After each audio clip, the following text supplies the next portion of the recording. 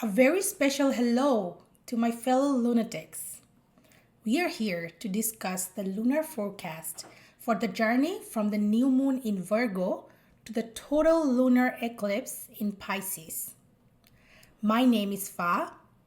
The moon plays an important role in my birth chart, and I'm also a reflector in human design. This means I have a special connection with the moon, and I feel its energy deeply. I have been observing lunar transits for a very long time. Now I'm here to share my learnings with you. Being aware of lunar energy can help us regulate our emotions or plan daily events with more wisdom. And more importantly, enjoy being a witness to this fascinating phenomenon. The moon is the cosmic wand. It activates all planetary energy. When you track the moon cycle and its interaction with planets, you gain the awareness of all planetary shifts. It gives you the whole picture of the sky. The moon moves fast. In just the next couple of weeks, we will observe 5 different phases of the moon. Each phase has its own unique energetic signature. This cycle is especially significant because it is leading us to a total lunar eclipse known for faded endings and the completion of major life events. The new moon is the womb where the seeds of upcoming events are planted. We begin with Virgoan intentions, but the completion will be found in the energy of Pisces by the end of the cycle. I have uploaded a detailed video on the new moon energy and its impact for all signs. I invite you to go through it and learn how the lunar eclipse activates different parts of our life.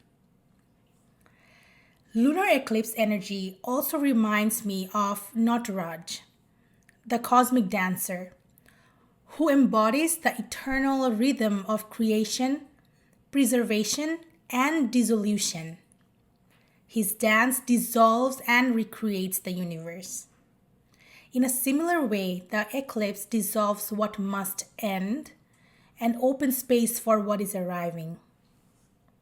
This Virgo Pisces saga began around September 2024, and the climax is unfolding now. This story will continue until the first quarter of 2027. On September 21st, we will also have a solar eclipse in Virgo. Whatever falls apart during this play of Virgo Pisces lunar eclipse energy will also bring a new beginning in the Virgo area of our lives. Check your sun sign, your moon sign, and your rising sign. If you have a stellium in another sign, check that as well. These placements shows you what areas of life are being activated during these lunar eclipses. We are multidimensional beings. When one area of life shifts, the other areas are also affected at the same time. Now let's turn to the daily lunar transits and aspects for the next couple of weeks. There are 2 kinds of transits that impact us. The first one is transiting planets aspecting our natal chart. The second one is transiting planets aspecting each other in the current sky. This calendar focuses on transiting planets aspecting each other. It represents the vibe of the external world. Highly sensitive people or those with strong lunar influences in their birth chart may feel this energy more than others. Being aware of this helps us to discern what belongs to us and what does not. We begin with the new moon energy on August 23rd and 24th. We started off with the restless energy of moon square Uranus, asking us to be patient and thoughtful before jumping into anything impulsively. But then comes a more cheerful energy with the moon sextiling Jupiter in Cancer.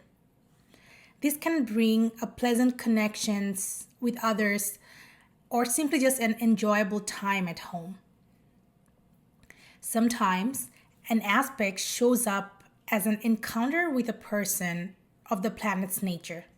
For example, Moon square Uranus might bring someone unusual into your life. On August 25th, the waxing crescent moon begins with a void of course. This means the moon makes no major aspects before moving into Libra. And once it's in Libra, it sextiles with Venus in Cancer before Venus finally moves into Leo. This aspect is pleasant and may bring experiences connected to love, beauty, or harmony. But the same day also brings tension with Moon opposition Saturn and Moon opposition Neptune. But this kind of tension might lead us to taking actions and making decisions. August 26th continues with action before entering another void of course.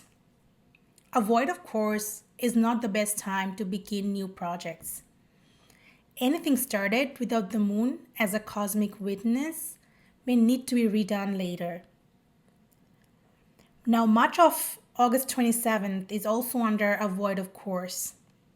When the moon enters Scorpio, it squares Pluto in Aquarius. These are the kind of days when we need to stay extra grounded and trust the universe, even if there is an intense emotional energy in the air.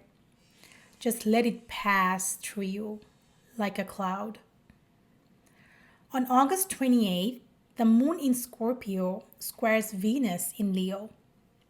This activates the Leo Aquarius areas of our lives. Check where Leo and Aquarius fall in your birth chart, and you may find more ideas. It could also be a good day full of vitality and connections because the moon is sextiling the sun. August 29th is another mixed day. After a void of course, the moon enters Sagittarius on August 30 and we reach the first quarter phase of the moon.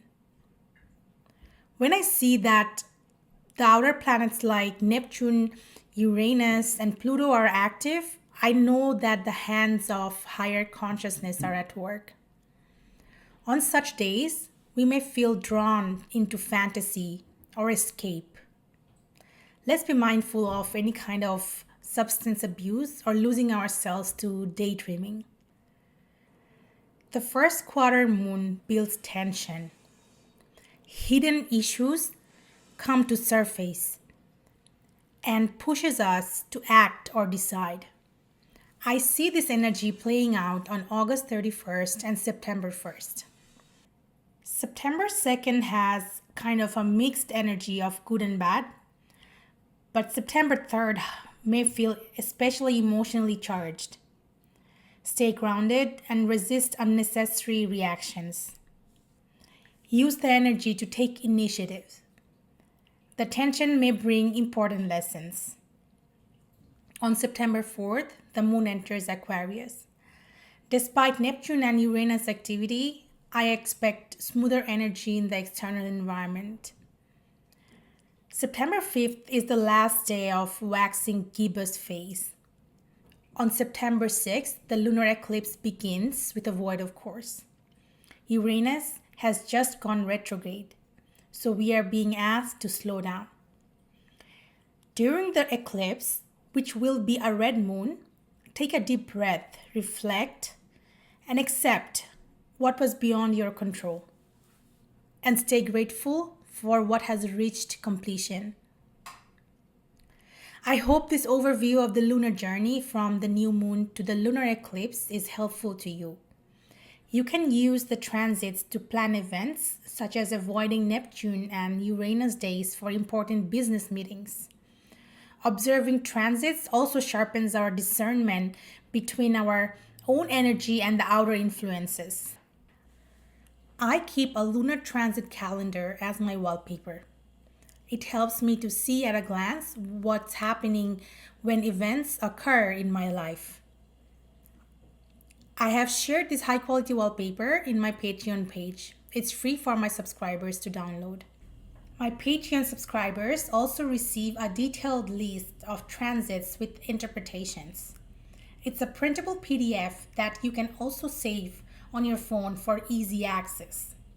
If you're a student of astrology, this calendar can be a valuable tool. I use Robert Hand's book, Planets in Transit, to interpret the aspects. But I also rely on my personal observations of how energies play out in my life. I hope you enjoyed this video. The Patreon link is available in the description and in my bio. Thanks for your support. Happy New Moon!